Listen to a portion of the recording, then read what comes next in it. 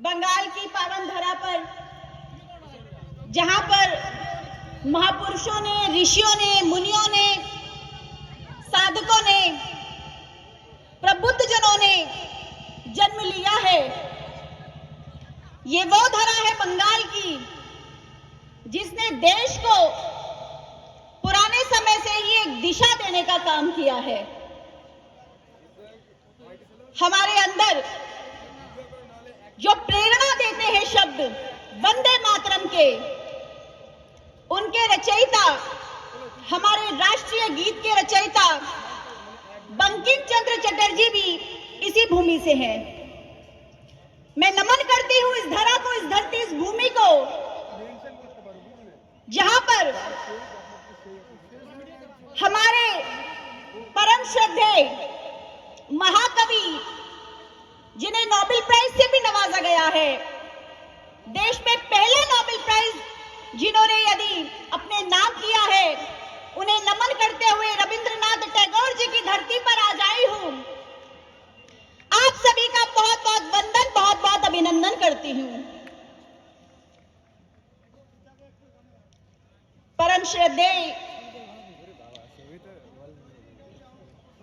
भंते संघप्रिय राहुल जी महाराज यहां मंच पर उपस्थित है। भारतीय जनता पार्टी बंगाल प्रदेश की महिला मोर्चा से मंत्री हमारी बहन बेबी तिवारी जी, इस कार्यक्रम को जिन्होंने आज यहां पर आयोजित किया है,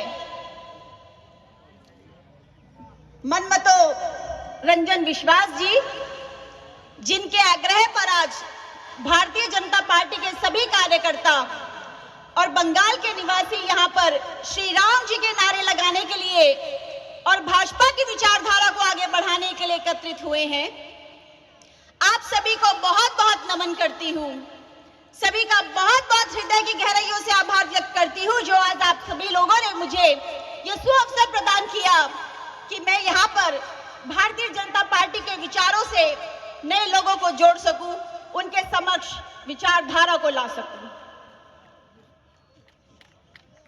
ये धरती वो धरती है जहां पर स्वामी विवेकानंद जी ने जन्म लिया है।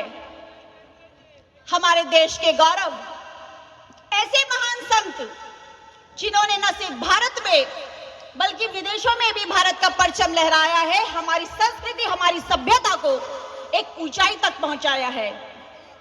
क्योंकि भारत देश ऐसा देश है कि जिसकी संस्कृति, जिसकी सभ्यता आदिकाल से चली आ रही है और पूरे विश्व की ये जननी है।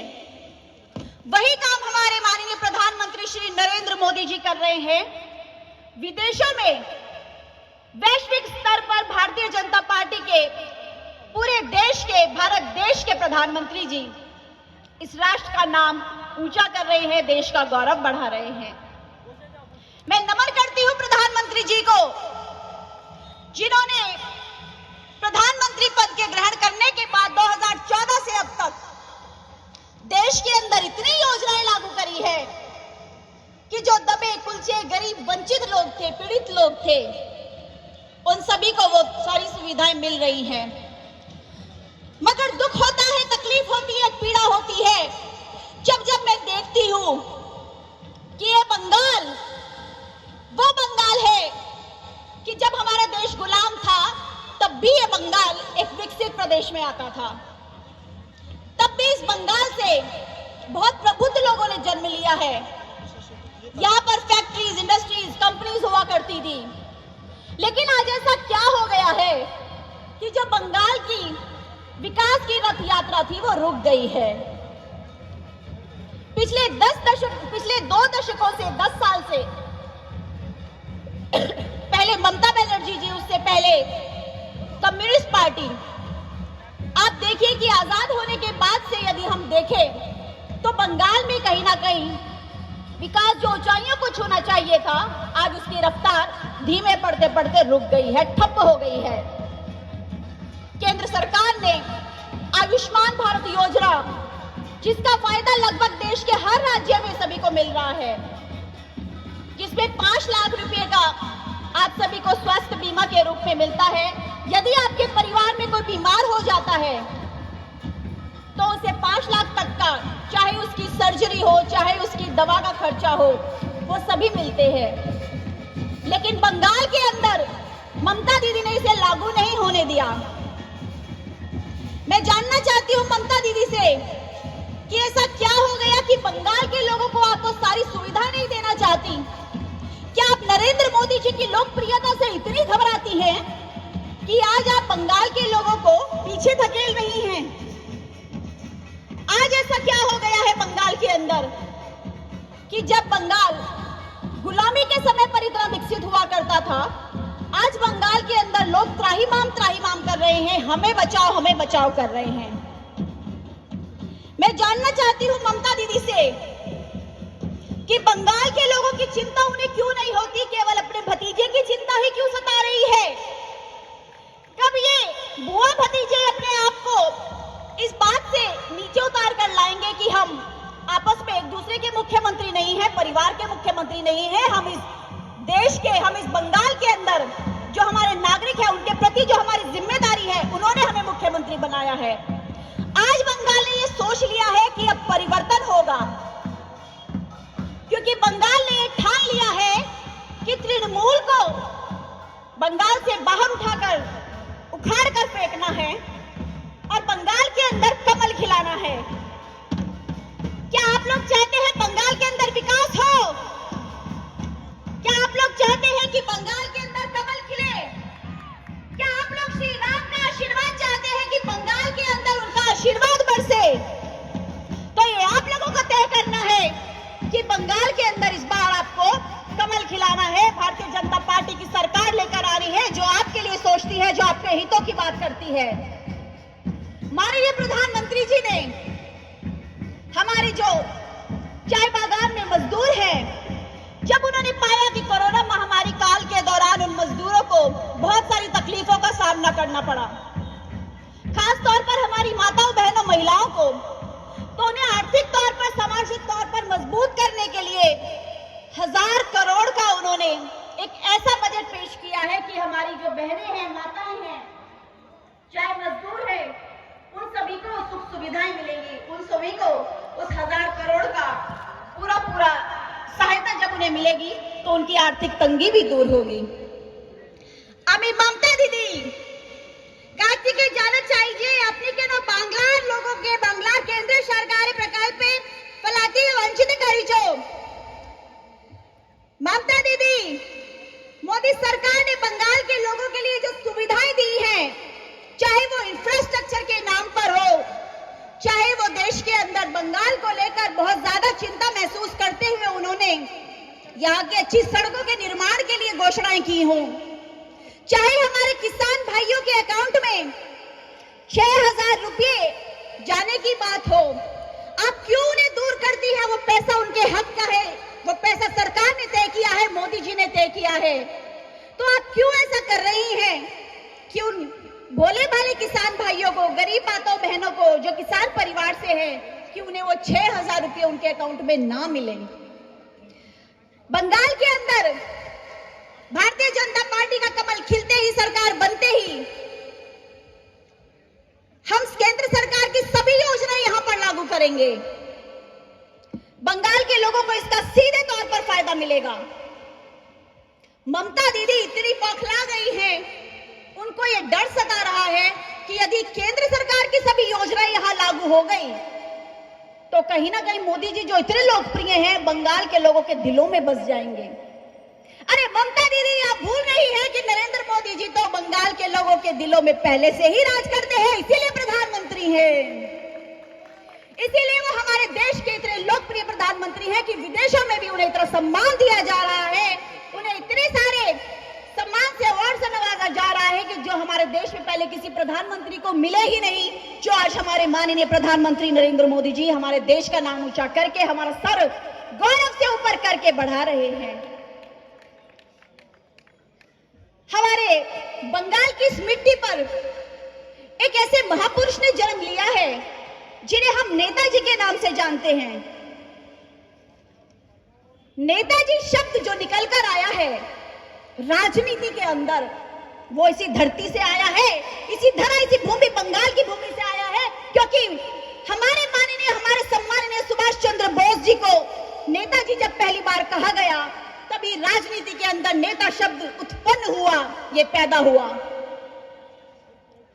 और मैं नमन करती हूं नेताजी को, उनके परिवार को, बंगाल की इस मिट्टी को, क्योंकि जब हमारे देश की आजादी के लिए हम सभी लड़ रहे थे, स्वतंत्रता के लिए लड़ रहे थे, खुदीराम बोस जी इस धरती से है, सुभाष चंद्र बोस जी इस धरती से है।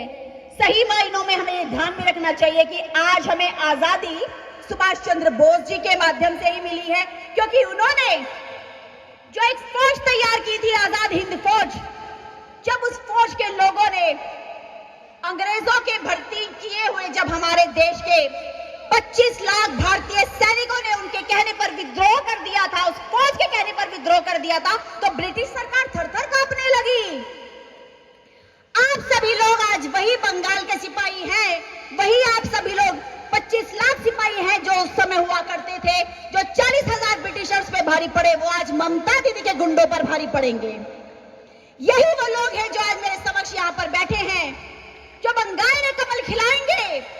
इसीलिए जिस तरह से उस समय पर ब्रिटिशर्स, अंग्रेज लोग थर-थर कांप रहे थे जब उन्होंने भारतीय सेना का विद्रोह देखा, इसी तरह आज ममता दीदी थर-थर कांप रही हैं, क्योंकि उन्होंने श्री राम भक्तों को देख लिया है। श्री राम जी के नारे आज यहां पर लग रहा है।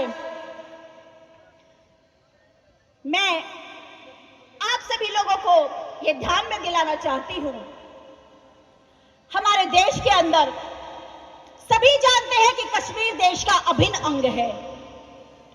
कश्मीर के अंदर जिन्होंने अपने प्राण निछावर कर दिए मां भारती की अस्मिता के लिए, मां भारती की इज्जत के लिए, कश्मीर को भारत का हिस्सा वहां पर बैठे पाकिस्तान के लोगों को मनवाने के लिए, वो श्यामा प्रसाद मुखर्जी भी इसी तरह इस धरती के हैं जिन्होंने जनसंघ की स्थापना की थी। और भारतीय जनता पार्टी जो उनके द्वारा बोया गया बीज था जनसंघ के रूप में, आज इतना बड़ा वृक्ष हो चुका है कि पूरे विश्व भर में भारतीय जनता पार्टी के कार्यकर्ता काम कर रहे हैं, उस विचारधारा को लेकर बढ़ रहे हैं जो डॉक्टर श्यामा प्रसाद मुखर्जी ने विचारधारा चलाई थी। एक ही बात उन्होंने कही थी कश्मीर में कि कश्मीर जब भारत का हिस्सा है तो कश्मीर के अंदर एक विधान, एक निशान, एक प्रधान और एक संविधान होना चाहिए। और यह बंगाल है जो भारत का अमिट अंग है, इसके अंदर भी हम यही कहेंगे कि जब आप सभी लोगों ने देखा है कि श्यामा प्रसाद जी का जो सपना आज पूरा हुआ है, वो सपना उन्होंने जहां देखा था, वो सपना बंगाल में भी पूरा होगा कि बंगाल में भी आप सभी लोग कमल खिलाएंगे। बंगाल में भी कमल खिलने जा रहा है, इसलिए ममता दीदी बौखला गई है, भतीजे का भविष्य खतरे में आ गया है, इसीलिए ममता दीदी बौखला गई है। घुसपैठी देश में नहीं आ पाएंगे भारतीय जनता पार्टी की बंगाल में सरकार बनते ही, इसीलिए ममता दीदी बौखला गई है। बंगाल एक विकास की राह पर स्पीड ट्रेन की तरह बढ़ेगा, इसीलिए ममता दीदी बौखला गई है। और आज हम देख सकते हैं कि बौखलाहट इतनी ज्यादा बढ़ गई है कि भारतीय जनता पार्टी के 134 कार्यकर्ताओं के ऊपर उन्होंने हमले करवाए। हमले तो न जाने अनगिनत लोगों पे करवाए, उन लोगों को भारतीय जनता पार्टी के कर्मठ कार्यकर्ता जो विचारधारा को आगे बढ़ा रहे थे, जो श्री राम भक्त थे, उनको मौत के घाट उतरवा दिया। बंगाल में भारतीय जनता पार्टी की सरकार बनते ही चुन चुन के सलाखों के पीछे जाएगा हर एक हत्यारा, ये हमारे माननीय गृह मंत्री जी ने कहा है, अमित शाह जी का ये वचन है। मैं आपको यकीन दिलाती हूँ, आश्वस्त करती हूँ कि जो हमारे माननीय गृह मंत्री जी ने कहा है वो बिल्कुल पूरा होगा। बंगाल के अंदर कमल खिलते ही आप सभी को सुरक्षा प्रदान की जाएगी। बंगाल के अंदर कमल खिलते ही घुसपैठियों को रोका जाएगा, हिंसा को रोका जाएगा, दिन दहाड़े जो हत्याएं होती हैं उन पर रोक लगाई जाएगी, लगाम कसी जाएगी। विकास यहाँ पर होगा, आधुनिकीकरण होगा। आज बंगाल की डिमांड है, ये बंगाल की मांग है परिवर्तन। आज बंगाल चाहता है परिवर्तन, क्योंकि ममता दीदी एक नारा लेकर आई थी, मां माटी मानुष का, मां की इज्जत करी नहीं, मिट्टी के प्रति वफादारी निभाई नहीं, और मानुष की चिंता तो कभी उन्हें हुई ही नहीं। ये मां माटी का नारा ही, मां माटी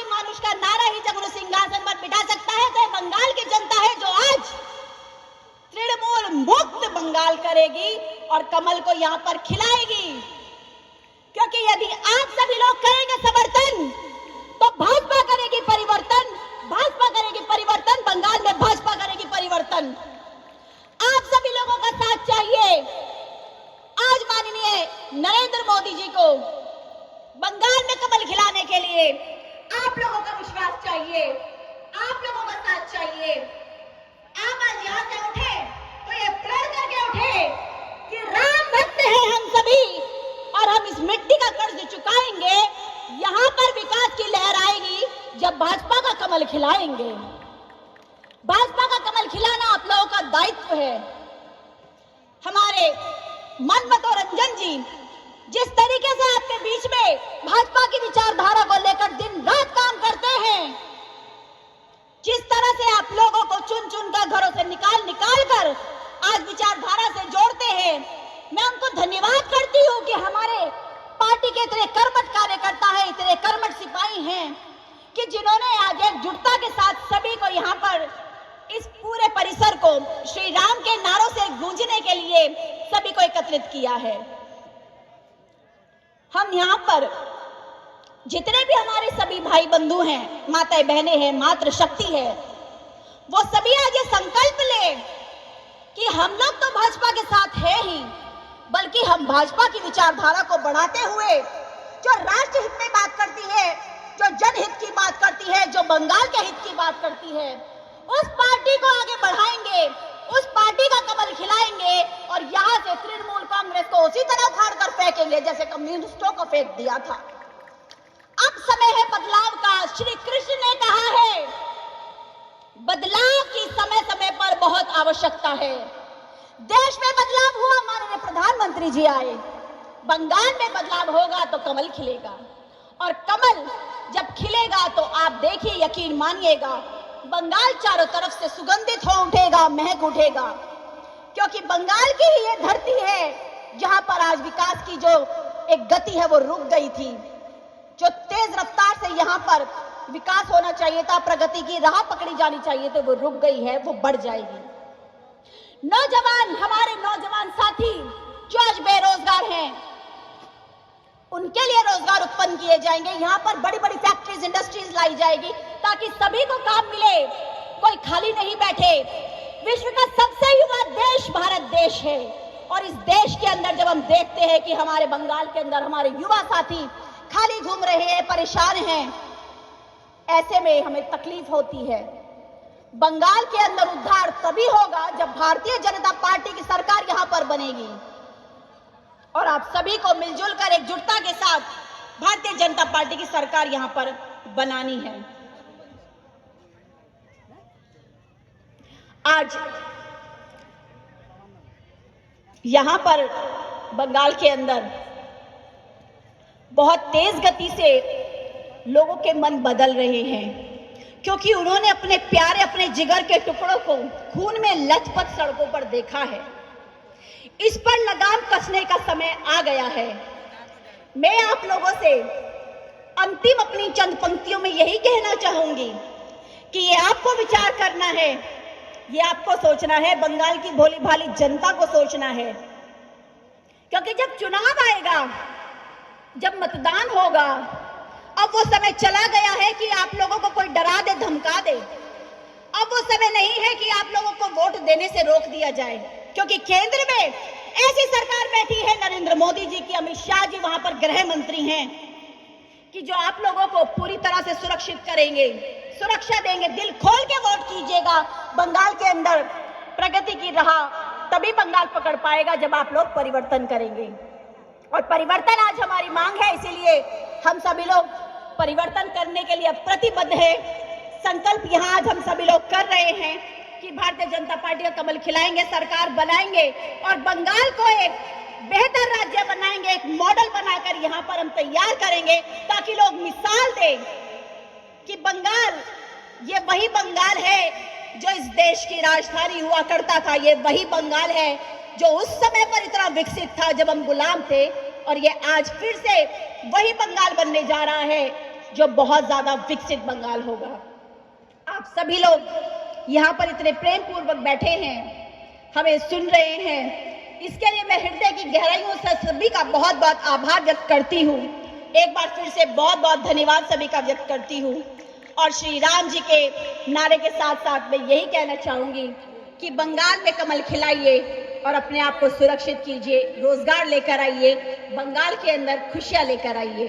बहुत बहुत धन्यवाद। जय हिंद, जय भारत, जय जय श्री राम, जय जय श्री राम, जय श्री राम, जय श्री राम। ममता दीदी भी बोलेंगी कुछ दिन में, जय श्री राम, जय श्री राम। बहुत बहुत धन्यवाद।